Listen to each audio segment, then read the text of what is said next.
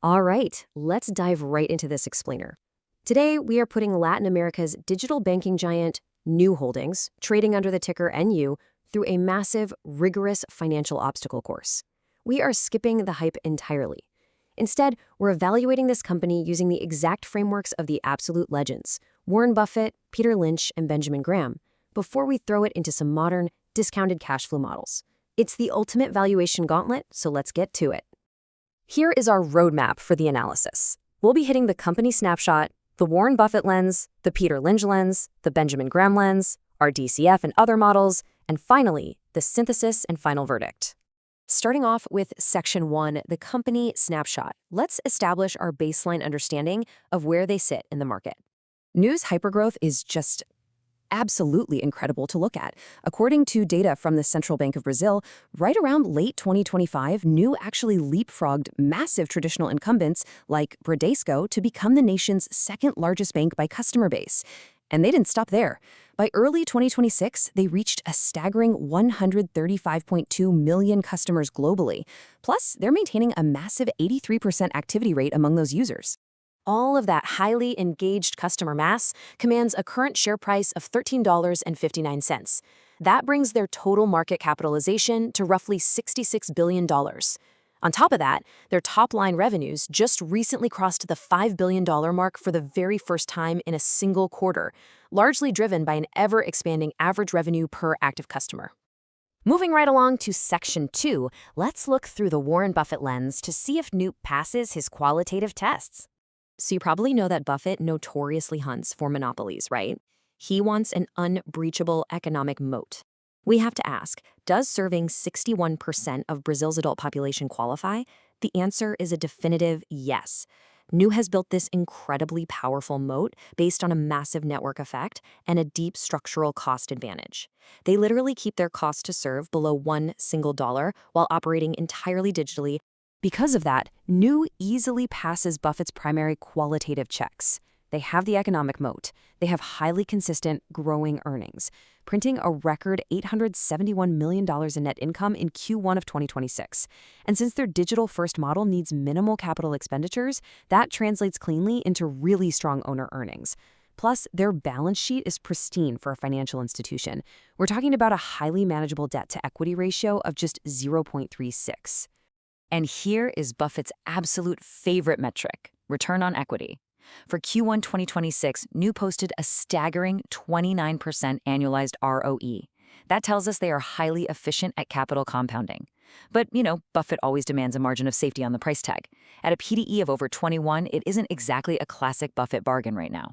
He'd probably acknowledge it's a fantastic business, but rate it a hold, waiting for a broader market pullback to establish a position with a much wider margin of safety. All right, Section 3, let's shift gears and evaluate Nu through the Peter Lynch lens. Lynch is famous for categorizing companies, and Newt fits his fast grower profile perfectly. We aren't seeing massive insider selling or excessive institutional ownership weighing down the narrative, which he'd absolutely love. He's all about high-growth companies that are scaling rapidly and compounding earnings, provided you aren't severely overpaying for that growth, which brings us right to his ultimate valuation metric. Lynch popularized the PEG ratio to normalize a company's valuation against how fast it's actually growing.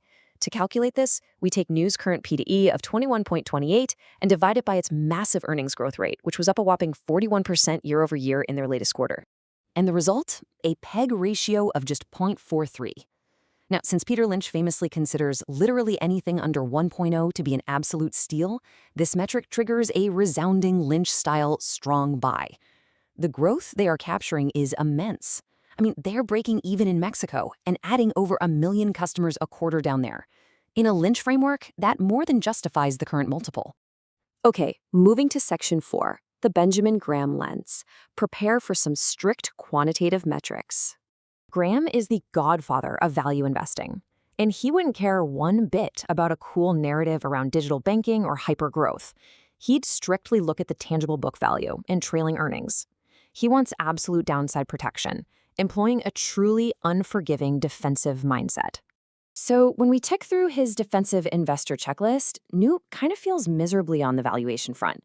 Sure, it has adequate size and earning stability, but it carries no dividend record. And more importantly, its price to earnings ratio of 21.28 is well above Graham's limit of 15. Its price to book ratio of 5.33, that completely shatters his strict maximum of 1.5. To see exactly how far off it is, we can run Graham's famous intrinsic value formula. We derive the earnings per share of roughly 64 cents and a book value per share of roughly $2.55, working backwards from the current PDE and PDB ratios. Then we plug them into his legendary calculation, taking the square root of 22.5 times EPS times book value. Graham's formula spits out an intrinsic value of roughly $6.06 per share. This means at today's price of $13.59, there is absolutely zero margin of safety in Graham's eyes.